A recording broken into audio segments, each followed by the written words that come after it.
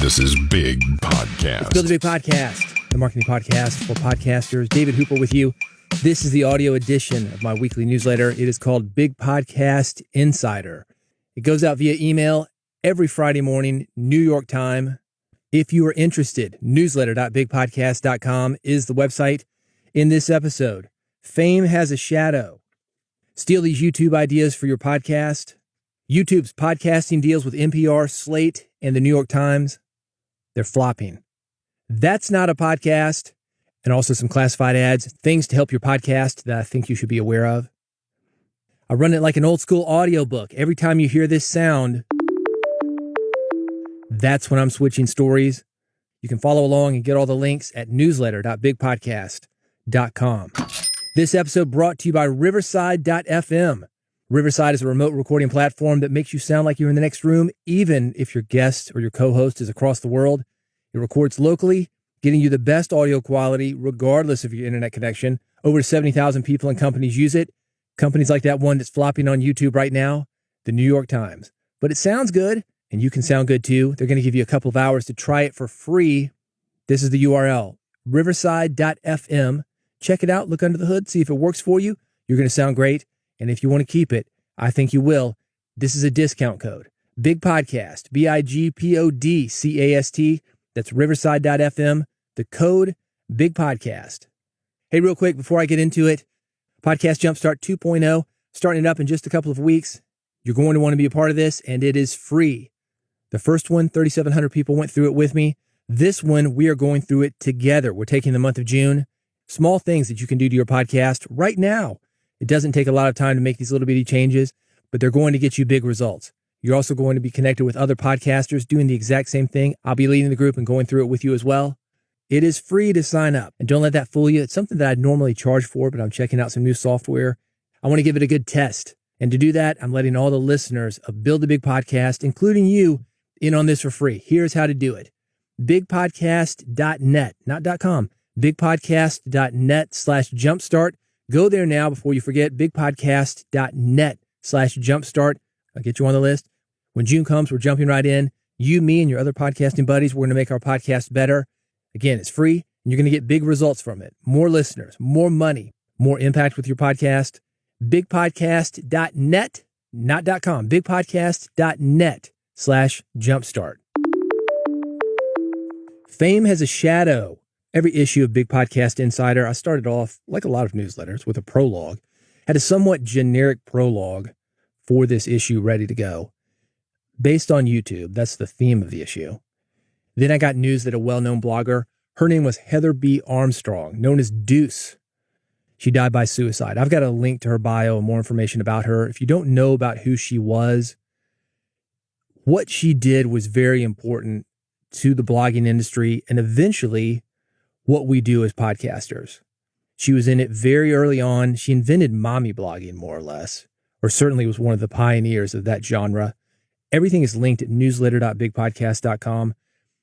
I want to talk about you, though, because this is an important topic. This is something that I have seen not only in blogging, not only in podcasting. I've seen it in radio. I've seen it with musicians that I've worked with, comics that I've worked with.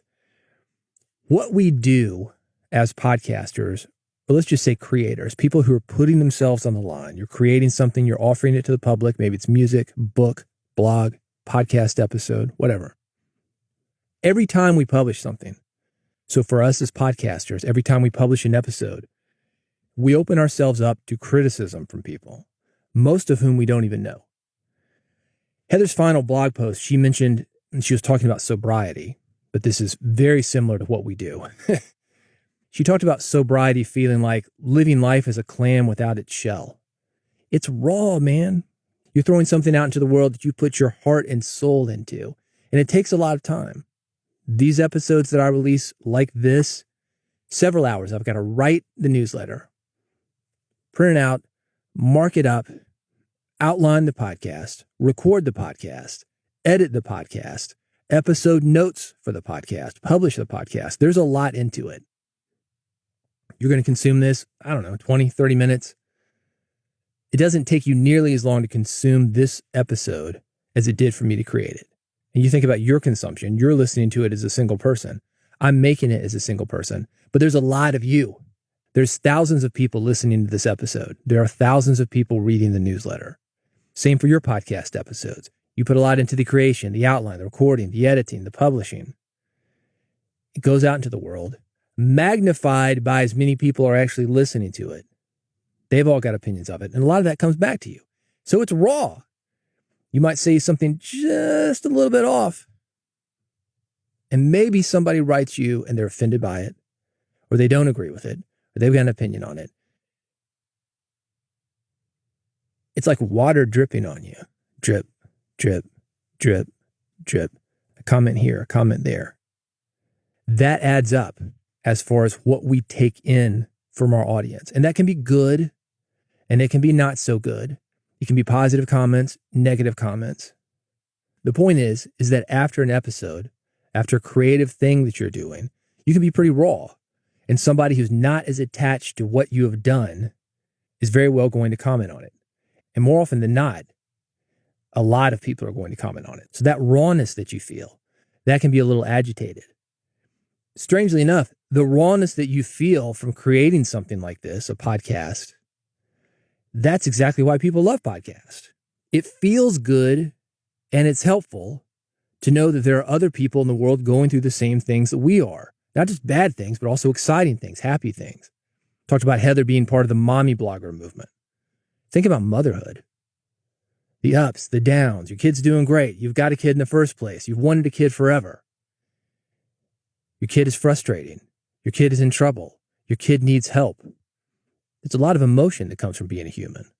Certainly something like motherhood, which is what Heather B. Armstrong put out there for everybody to see. And that's what I want to focus on now, because you may be going through something similar. You like the raw content. You want to share feelings. You want to connect with people that are like you. So you put it out there in a raw way. Maybe it takes off. Maybe it doesn't take off. And that's a whole nother thing. When you feel like you're being ignored, sometimes that can be worse than something actually taken off. Regardless, it's very easy to become overextended as far as how much of your life that you share with others. I don't have all the answers when it comes to how much of yourself that you should share with the world, but here are the 3 things that I know. 1, if you want longevity as a podcaster or any creative person, you need to operate at a pace that is sustainable. And that could be the frequency of episodes that you release. That could be what you talk about. It could be a number of things. It could be the energy that you put into each episode. A lot of people get so close to the work that they do that it's very difficult for them to put out even one episode. They're so close to it, man. Maybe you're that way. I do think there's an element of balance that we have to look at. 1, we want to be engaged in our work, right? We want to like what we do. Every book that I put out, I want to feel good about it. Feel like people are going to read it. Feel like it's going to be helpful to people. Same for every podcast. But at the same time, if you get too invested in it, and I'm going to get to that in rule number 3 here. If you get too invested in something, that can be a double-edged sword. Second thing here, you will benefit from solid boundaries regarding what you share with the public. And it's easier to establish those boundaries before you get a big audience.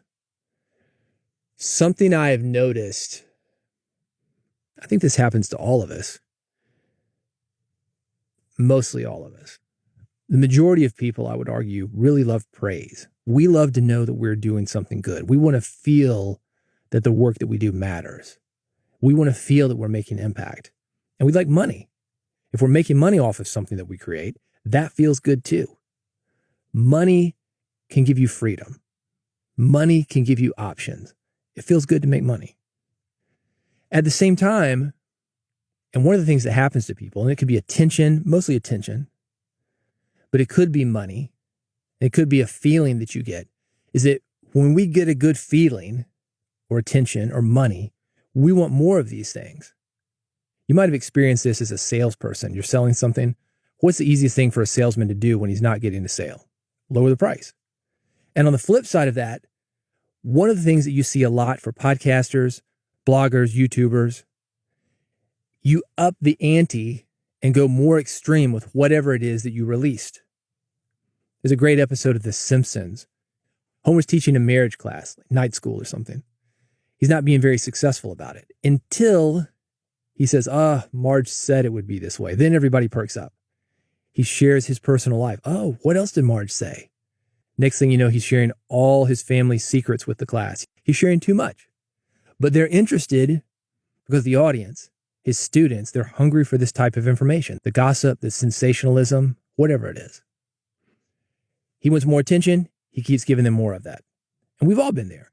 It's very easy to do that. Just like a salesman dropping the price. That's the easiest way to get a sale. The easiest thing for us to do to get more attention is do more of what we did or do it in a more extreme way. But what's the price of that? That goes back to what I'm talking about the rawness. To do an episode, you've got to write it, record it, outline it, edit it, all the little things that you have to do to get an episode out. But the listener, 20, 30 minutes, done.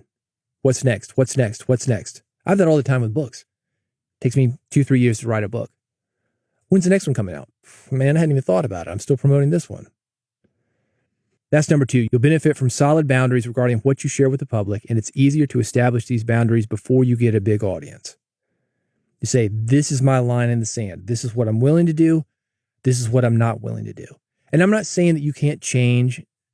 Boundaries change. People change. Goals change. But just be aware of this. One of the things that I see a lot with anybody on social media, podcasters, anybody doing online publishing, just like Homer Simpson, they're bringing their wives and their family into it. One cute baby photo. Next thing you know, a few years later, you're talking all about your kids. Oh, Janie had her first date. Oh, Janie had a pimple and she couldn't go to prom. And look, Janie didn't ask to be dragged into this. So you got to be careful about that. Have those boundaries ahead of time. I'm going to approach things like this, not like that. Number 3, this is the most important. This is what I mentioned a minute ago. And this is one of the things that I think affected Heather. I think it affects all of us in a certain way.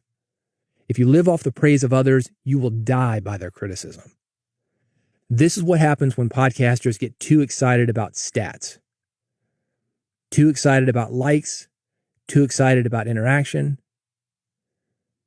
When you're thinking about numbers rather than I really connected to somebody or I put out a great episode today, you're basing your self-worth on other people, not what it is that you do. I'm going to say it again because I think it's worth writing down. If you live off the praise of others, you will die by their criticism. You got to have something more than the praise of others that is fuel in your tank for creating a podcast. Some people talk about your why. Why are you doing this? Get clear on that. And it cannot be for other people. Other people are part of it. Sure, we want to impact people with our message. Maybe you want to make money. There's a transaction that needs to occur. But you've got to have something more than praise or money. There's got to be a reason for you to be doing what you're doing. I talked about this episode being the YouTube issue. YouTube is a great opportunity for some, but it's also one of those things that I think it makes it very easy to overexpose yourself. It makes it very easy for you to bring other people, your family, for example, into the content that you publish. Even if it's just putting your house on video or the kids are running through the background. They didn't ask for that. Do you have their permission to do it? Are they engaged in it as you are? I see a lot of podcasters want to jump into YouTube, and it goes back to what I'm talking about with getting attention. Say podcasting has a discoverability problem. YouTube is going to get you to the people who want to see you. TikTok is going to get you in front of an audience that wants to see you. Algorithms, man. Podcasting doesn't have that. You probably heard that. I will say this, just because everybody else is there, it doesn't mean that you need to be there as well. There are plenty of people who have had successful careers online, content creation, podcasting, without ever putting a video on YouTube. And I've talked about being anonymous or semi-anonymous with your podcast. That is a possibility as well. You can do that with YouTube. Talked about that a couple of episodes ago. Pace yourself and work at your own level. If you do not take care of yourself, you're not going to be able to help others.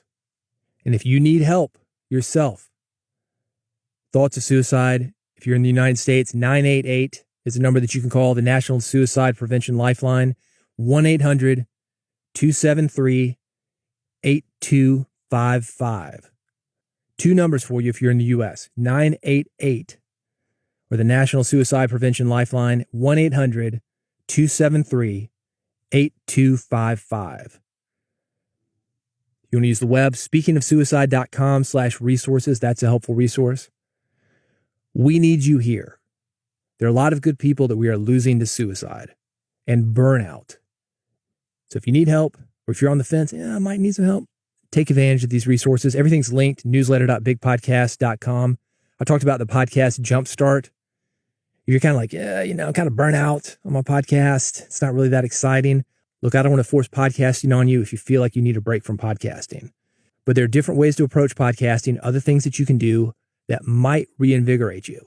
That might be an option for you to continue what you're doing, but keep up the level of engagement that you used to have, or the excitement that you used to have. If you want that URL again, bigpodcast.net, not .com, bigpodcast.net/jumpstart. I'm going to start that in a couple weeks. I'd love to have you join me. It's free. You're going to be in there with a lot of other people. We're going to have a lot of fun. We're all doing it together. And it's going to help you get your podcast, and also you, because you're the energy behind your podcast, back on track. Steal these YouTube ideas for your podcast. Here's a funny story. I needed a new razor, so I went to YouTube to check out reviews. Because, you can get on Amazon and it's written and it's like, I love this razor. I hate this razor. And they're fake reviews or whatever. I wanted to see somebody on video saying, this is the best razor I've ever gotten, and this is why. So I go on YouTube and I type things like best razor, razor reviews, safety razor, cartridge razor, looking through different types of razors. YouTube has thousands of videos of guys shaving and taking it very seriously, by the way. I talked about the process of putting a podcast out. Come up with the idea, you outline it, you write it out or script it maybe, you record it, you edit it. Shaving is the same way for a lot of guys. There's this huge process. They got to make the lather. They got to do all this, prep the skin. They've got an 8-step system or something. Anyway, you see these dudes on YouTube and they're getting really into it. They're arguing about blades, Japanese steel versus titanium platinum coated ones, offering commentary on the best way to get a close shave. 1 blade is better than 2 blades. 3 blades is better than 2 blades, whatever. It's crazy. Now I'm being targeted with ads. You know how this works. You search for something online, and even if you've turned off the tracking, somehow they figure a way to approach you with more of it. That's the way online business works. That's the way online content works. And YouTube suggested video to me. It's got 4,100,000 views. Not well lit, not highly professional. It's a dude shaving. So I was like, all right, cool. 4,100,000 views. This dude must know something.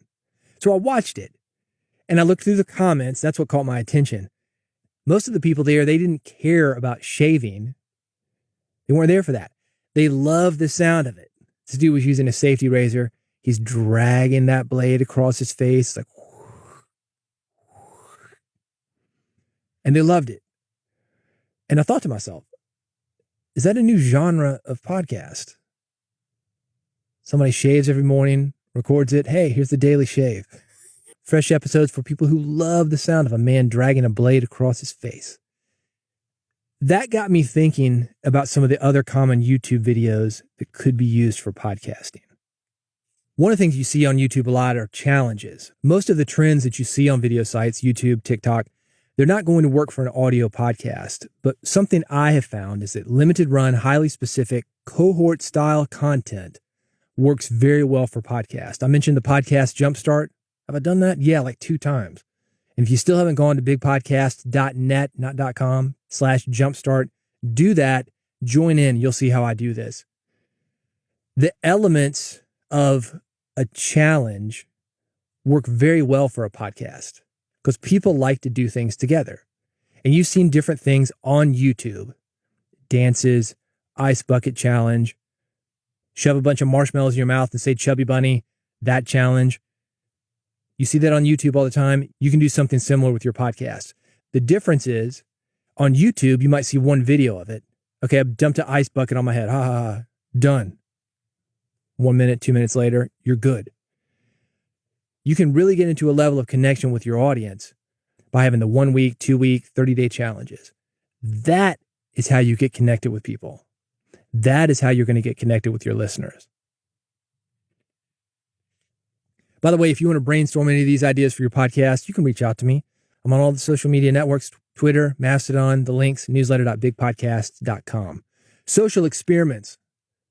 This is another thing you see a lot on YouTube. One of the most creative social experiments on YouTube, in my opinion, Ja Jung, I've interviewed him before. He had something called 100 Days of Rejection. And I'm not sure why he started this. I think he was trying to just get better at asking for things that he wanted. Jobs, raises, dates, whatever. And there was a theory somebody had, a site called Rejection Therapy. I think this was actually made for a guy who wanted dates. And his thought was, I'm nervous about asking women for dates. If I get used to people saying no, it's not going to sting as much. So he worked his way into feeling more comfortable about being rejected. Ja had his own reason for doing this, and he was doing funny things. One of them I remember, and this took off, speaking of viral videos, he goes into Krispy Kreme, got him some glazed donuts, but he asked the woman, hey, could you make some Olympic rings out of donuts for me? And she did. And she did, and it's a fun story. He was asking people, hey, can I fly your helicopter? Going to Costco, hey, could I have a hot dog? Asking those kind of things. Anyway, this is linked. It's newsletter.bigpodcast.com. That ended up getting him a TEDx talk, which later Ted made into a regular TED talk because it was so well shot, so popular. So it's on the TED site. It got him a book deal. It got him a ton of speaking engagements. He actually won the Golden Gavel Award, which is an award from Toastmasters and a very big deal. First guy who ever won it, Earl Nightingale, if you know him. I've talked about Earl on here. Earl's the first guy with a gold record of spoken word content. A very well-known radio broadcaster, a very well-known guy in the personal success business. Nightingale Conant, he's the guy behind it. He was the first Golden Gavel Award. It's a very big deal. Ja won that. I think a social experiment like this, obviously, if you're going into a Krispy Kreme, she's making donuts of different colors, you're going to want to see that. But a podcast, that would have been a great appendix to what he did on YouTube. It would give interested people more details about the experience. Here's what I was thinking. Here's what I thought would happen. Here's what happened. Here's what's happened afterwards. It's a nice way to keep the connection up. Talk maybe to fans of the video. Talk to people who tried to do the same thing themselves or their own ideas for rejection therapy. Like I said, an appendix, bonus content, something to connect with the people who love the videos in a different and deeper way.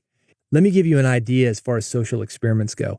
Ja had 100 days, 100 different challenges that he put himself through.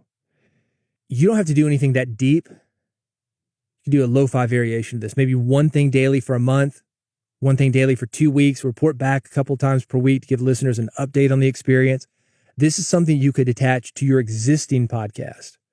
For example, this podcast, a podcast about building a podcast audience. Maybe I do this with podcast interviews. I ask somebody every day to be on their podcast. At the end of the week, I've asked 7 people. I report back to you at the end of the week with a weekly huddle. All right, guys, here's what happened. I approached 7 people. 3 of them said yes. 7 of them said no. Whatever the results were. Told you the details, the ins and outs, the highs, the lows.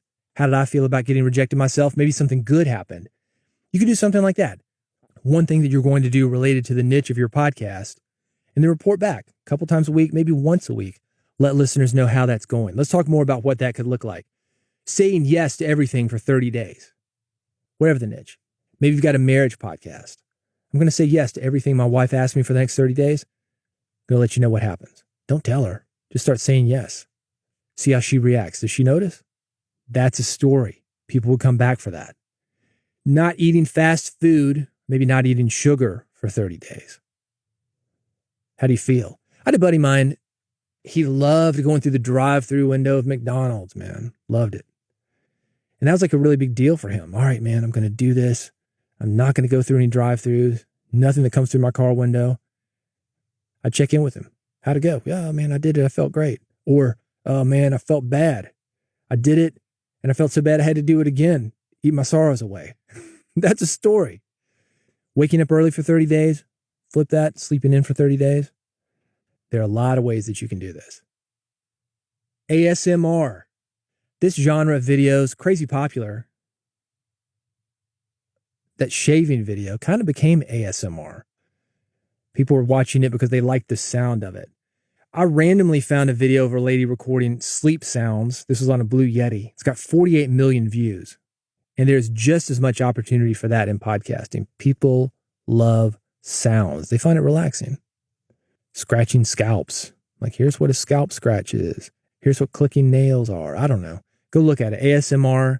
People are doing all sorts of stuff like this on YouTube. It's kind of cool to watch because you're seeing how people are making the sounds, but it's the sounds that are actually giving people the desired effect that they want. For example, something relaxing. Like I said, sleeping sounds. ASMR. Look it up on YouTube. Soothing content. This is related. Any of these will work well for a podcast. Guided meditation. Very popular. Bedtime stories. Affirmations and other affirmative content. Nice content. I'm going to put that in quotes. Nice content. I found a video. I've got it linked at newsletter.bigpodcast.com. It's got 1.3 million views. And she would say something like, sunshine, lollipops, a baby's laugh. Go to ChatGPT. Hey, ChatGPT, give me 100 things that are nice, heartwarming, relaxing sounds. This takes it back to ASMR. What is relaxing? I don't know. Depends on the person. You ever seen a real fancy sleep machine? Not just white noise. Maybe it's city sounds, crickets, crackling fire. People love that kind of stuff. That would actually work for a podcast. News. It's hard to compete with general news, but industry-specific or other niche format news programs work very well for podcasts. Pod News, you might be familiar with that. Daily podcasting news. What ideas have you borrowed from YouTube? I'm curious. Reach out to me. Again, Twitter, Mastodon. Let me know what you were thinking about. Let me know what you're doing. The list of everything that I mentioned, info how to get in touch with me, newsletter.bigpodcast.com. Podcast Jumpstart 2.0. Something so nice. Had to mention it twice. Just 15 minutes a day to grow your podcast. We're going through it as a group. It is free for you. Bigpodcast.net, not .com, bigpodcast.net/jumpstart. Go there now. It is free. You'll join me and other podcasters doing those little bitty things that are going to get you a bigger audience, more money, more impact with your podcast. Bigpodcast.net/jumpstart. YouTube's podcast deals with NPR, Slate, and New York Times are flopping. Womp womp. Non-video podcasts from NPR, Slate, and the New York Times are struggling to find an audience on YouTube. That's the headline. Of course they are. What did you expect to happen? YouTube's a video platform.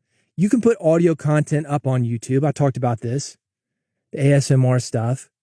Shaving. I mean, maybe you're watching this, dude. Wasn't really well shot, but the sound was fantastic. Audio works on YouTube, but most of the time people are there for videos. It was not designed for audio-only content. Because of this, people are going to YouTube looking for videos. They don't think audio, maybe for a song, maybe. But at this point, we've got songs on Spotify. We've got songs on other systems that are set up just for music. It's higher fidelity. You can take it wherever you go. YouTube is primarily a video platform. And with things like the NPR, Slate, New York Times deals flopping, a lot of podcasters are asking, should I put my audio-only podcast up on YouTube? 3 reasons why I would. Number 1, it's the easiest way for people to listen to a podcast. I'm going to get into this in just a second. Number 2, the flip side of that, it's easy to put your audio-only podcast on YouTube. And it's completely automated via many podcast hosting companies. Set it, forget it. Your podcast is there. Don't even have to worry about it. It's automatic. Number 3, it's not going to hurt you and it may help you. Let me give you that real world example.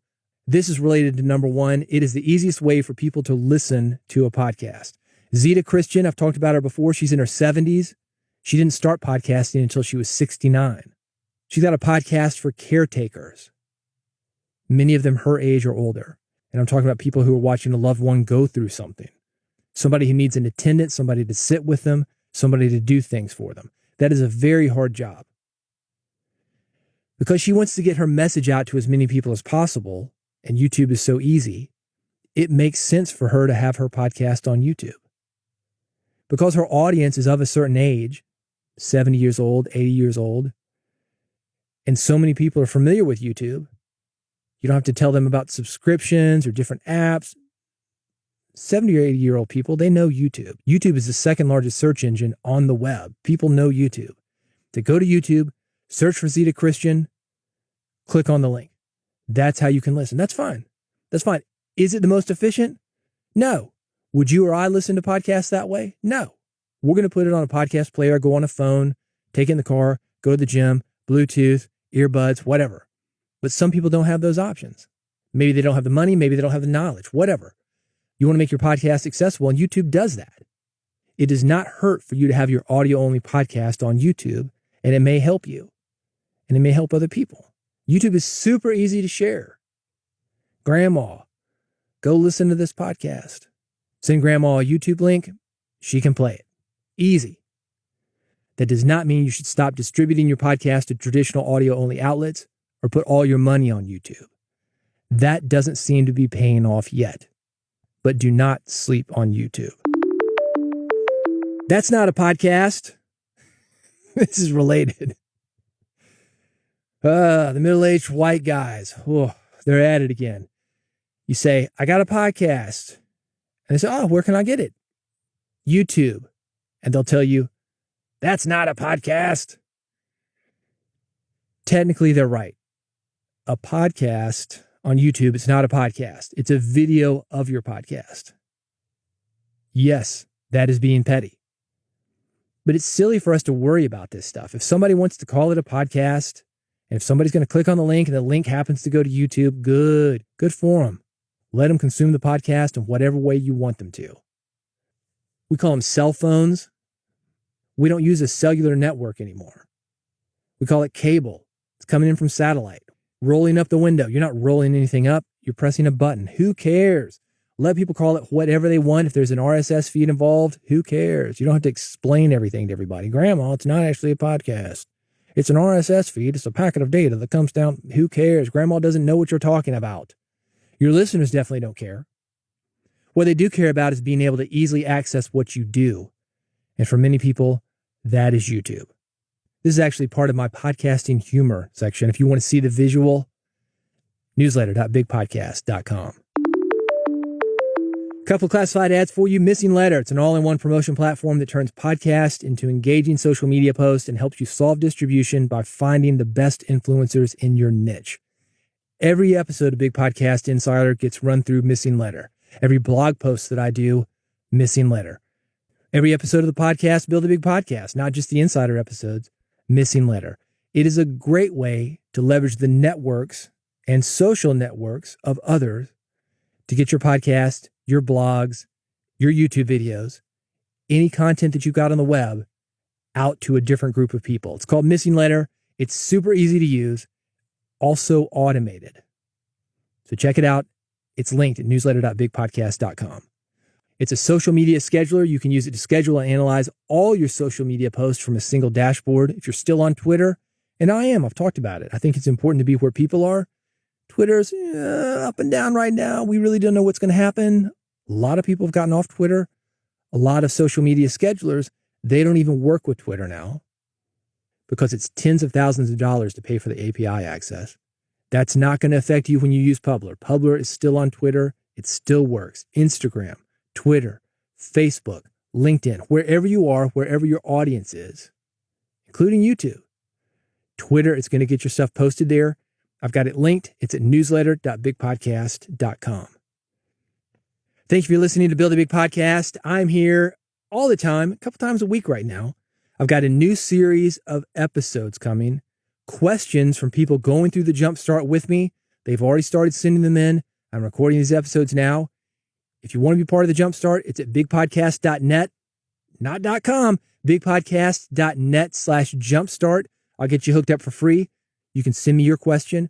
I will make you your own episode of Build a Big Podcast. Answer any question you want about growing a podcast audience, making more money, making more impact with your podcast. And if you want to make sure that you do not miss these episodes, this is how to do it. bigpodcast.com/subscribe. Some people call it follow, but the URL still the same. bigpodcast.com/subscribe. Go there. I've got 3 buttons for you. It's so easy. Even your grandmother who's only on YouTube, maybe not even on YouTube, she could figure out how to do it. I've got a button for iPhone, a button for Android, an RSS feed button. I've also got a QR code if you want to scan it with your mobile phone. Get Build a Big Podcast delivered directly to your phone. You can take it wherever you go. Your car, your gym, walk around the neighborhood. If you want to turn it up really loud, maybe you got some noise-canceling headphones. When you're mowing the lawn, imagine that. Cutting that sweet Bermuda grass, making it look so good as you're listening to Build a Big Podcast, learning how to grow your audience, get more money for your podcast, make impact with your podcast. That's bigpodcast.com/subscribe. Go there now before you forget. Bigpodcast.com/subscribe. And I'll see you on the next episode of Build a Big Podcast.